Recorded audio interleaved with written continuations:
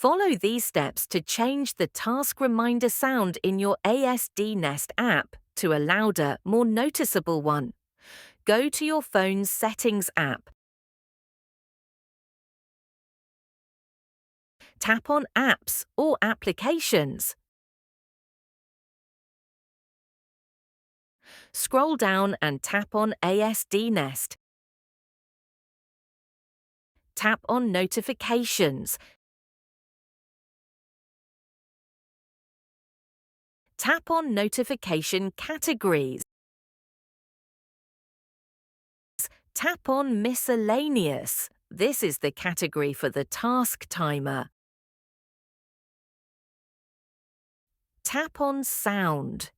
Choose a louder or more distinct sound from the list to ensure you don't miss a task reminder. Tap the back arrow to save your change.